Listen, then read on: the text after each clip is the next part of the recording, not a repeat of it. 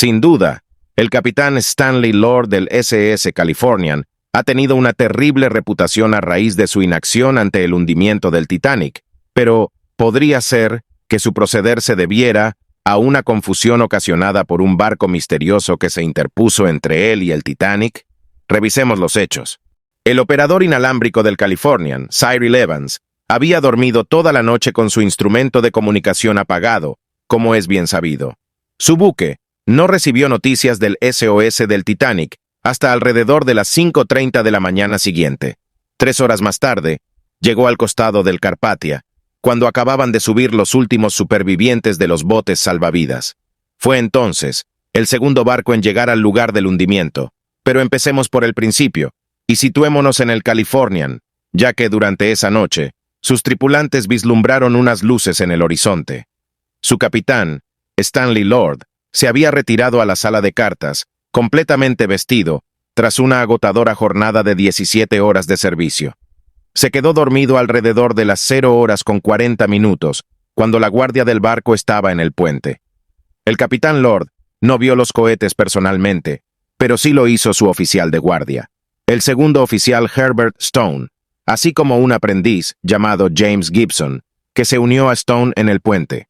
A la mañana siguiente, el capitán se dio cuenta de la importancia potencial de estos avistamientos y pidió a Stone que redactara un informe pormenorizado de todo lo que había visto. Esto fue lo que reportó. Al subir al puente, justo después de medianoche, me detuvo usted, capitán Lord, en la puerta del puente de mando y me dio órdenes verbales para la guardia. Me mostró un vapor un poco más allá de nuestra línea de horizonte y me informó que estaba detenido. También me mostró el campo de hielo suelto alrededor del barco y un denso campo de hielo hacia el sur. Me dijo que vigilara al otro vapor e informara si se acercaba y que usted iba a recostarse en el sofá de la sala de cartas. Subí al puente cerca a las 0:08 y me hice cargo de la guardia del tercer oficial, el señor Groves, quien también señaló el hielo y el vapor, y comentó que nuestra proa estaba al norte-noreste y que nos estábamos balanceando. Al mirar la brújula vi que era correcto, y observé que el otro vapor estaba al sur-sureste, y mostraba una luz en el tope del mástil, su luz lateral roja, y 1 o 2 pequeñas luces indistintas alrededor de la cubierta, que parecían ojos de buey o puertas abiertas. Juzgué que era un pequeño vapor vagabundo, a unas 5 millas de distancia. El tercer oficial me informó que lo había llamado con nuestra lámpara Morse, pero que no había obtenido respuesta. El tercer oficial abandonó el puente, y yo también hice señas al vapor, pero no obtuve respuesta.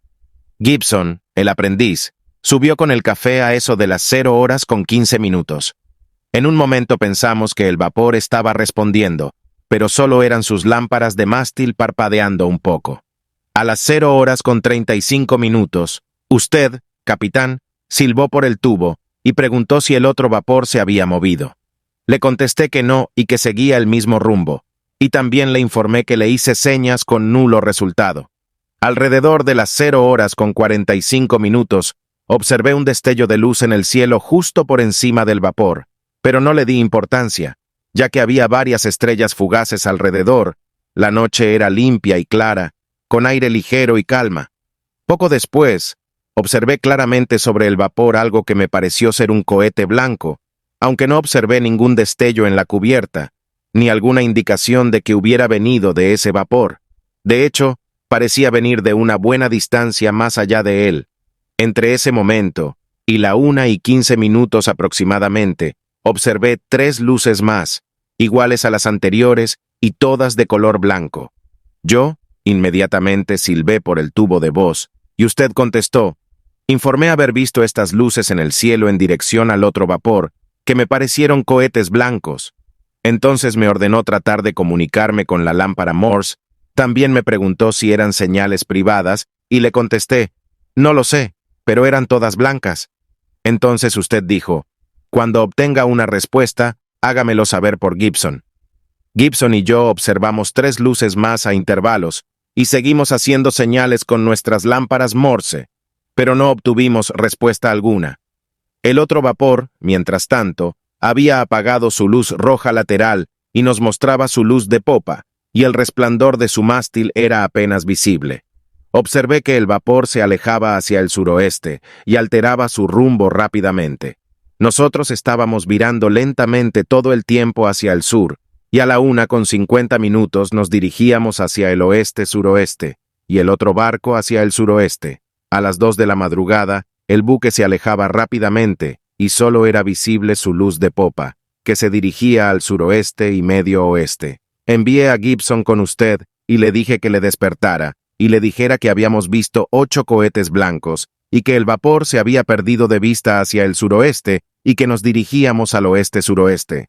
Cuando regresó, me informó que le había dicho a usted que nuevamente habíamos hecho señas repetidamente sin obtener respuesta, y usted replicó, «Muy bien, ¿está seguro de que no había colores en ellos?»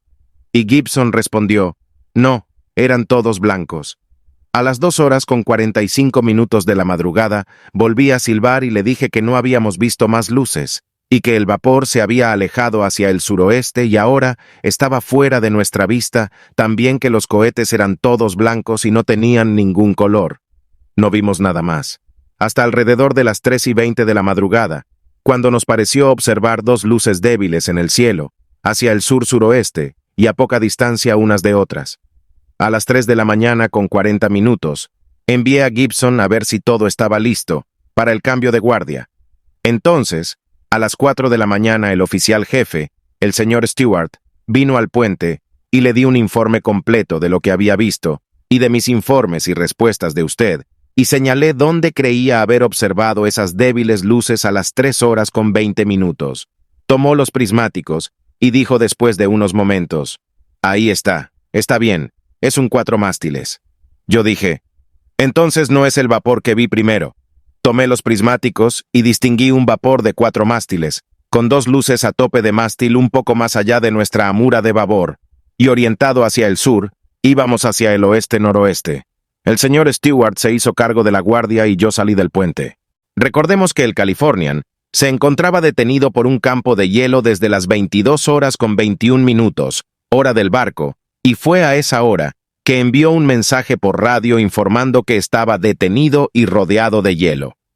El Titanic, por su parte, seguía avanzando y respondió por radio, «Cállate, cállate, estoy trabajando en el Cape Race», lo que significaba que estaba enviando mensajes de los pasajeros y fragmentos de noticias a una estación terrestre en Terranova llamada Cape Race para ser retransmitidos a Nueva York. El Californian permaneció detenido durante la guardia de Stone. Sin embargo, el barco misterioso que se acercó al Titanic estaba indudablemente en movimiento. Y aquí haremos un alto para analizar los acontecimientos hasta el momento narrados. Esa noche, específicamente después de que el Titanic impactó con un iceberg, un barco apareció, y al parecer, se encontraba en la línea visual entre el Titanic y el Californian. Este buque fue visto por las tripulaciones de ambos barcos, lo que es una increíble y extraordinaria coincidencia.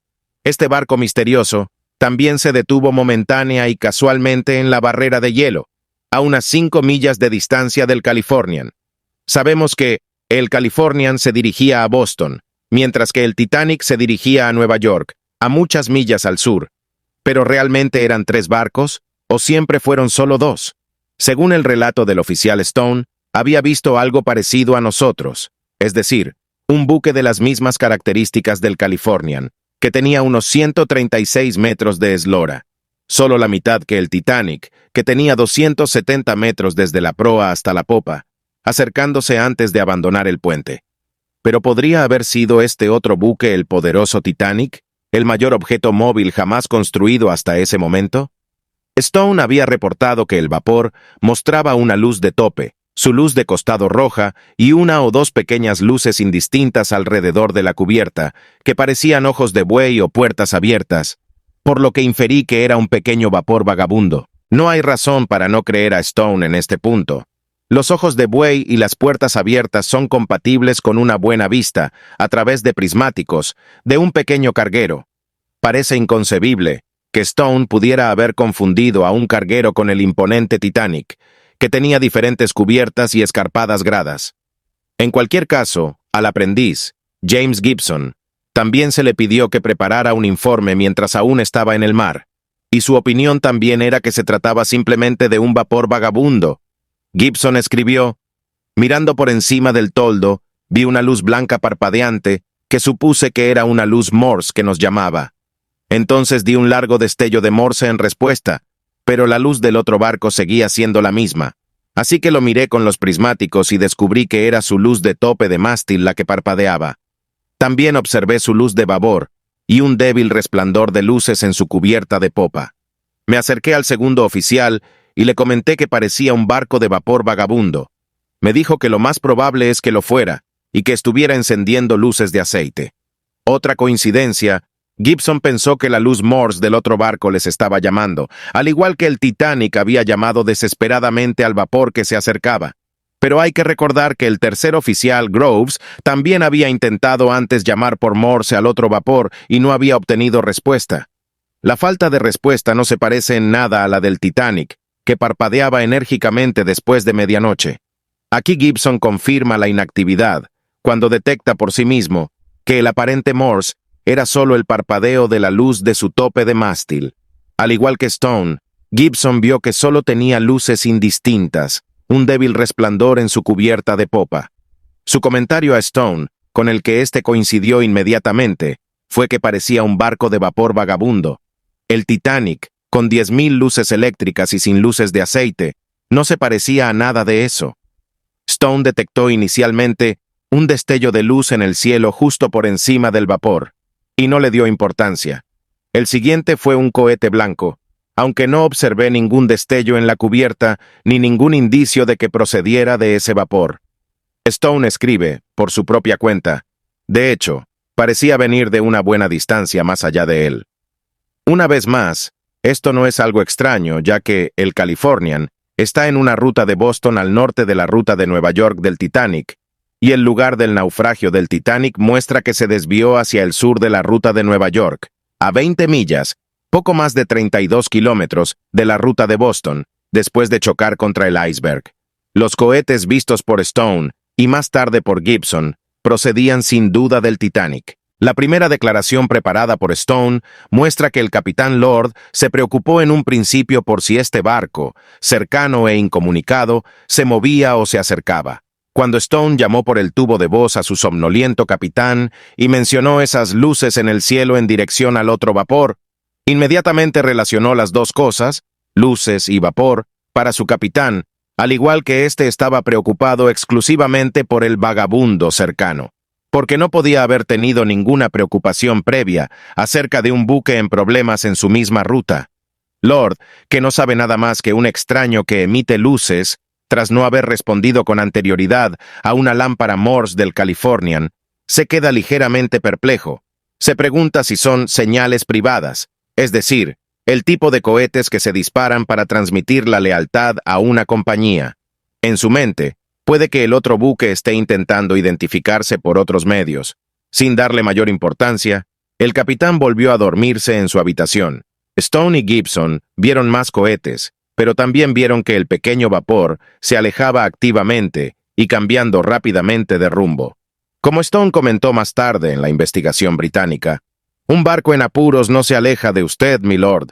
A las 2 de la madrugada, el capitán Lord fue informado que el barco había mostrado más luces o cohetes y se había alejado.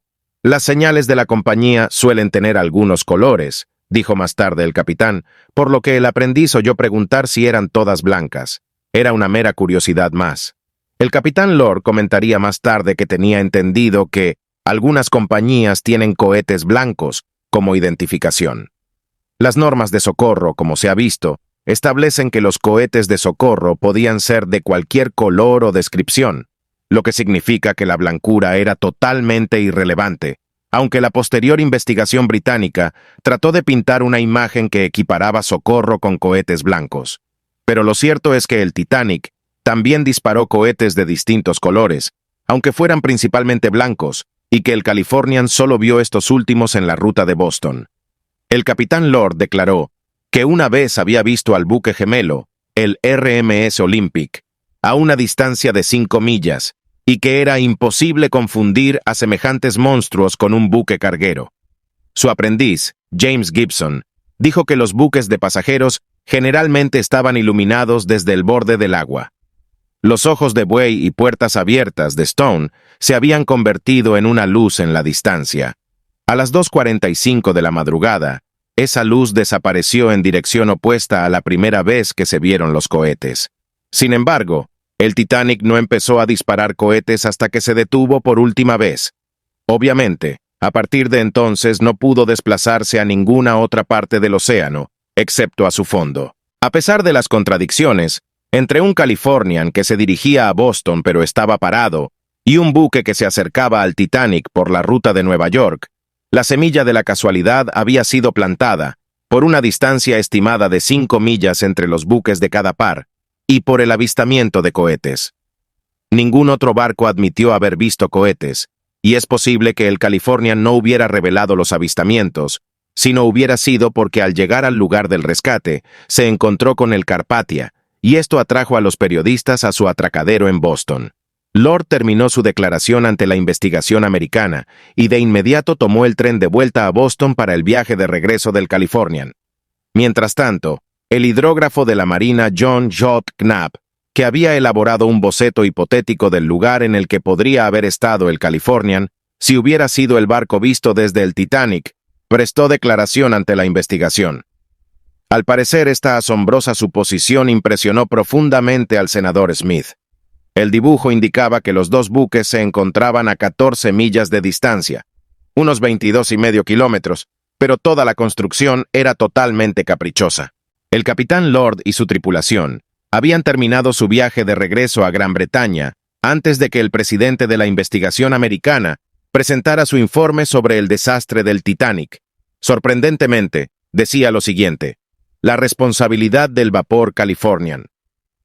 El comité se ve forzado a la inevitable conclusión de que el Californian, controlado por la misma compañía, estaba más cerca del Titanic que las 19 millas declaradas por su capitán, y que sus oficiales y tripulación vieron las señales de socorro del Titanic y no respondieron a ellas de acuerdo con los dictados de la humanidad, los usos internacionales y los requisitos de la ley. La única respuesta a las señales de socorro fue una contraseñal de una gran luz blanca que se encendió durante casi 2 horas desde el mástil del Californian.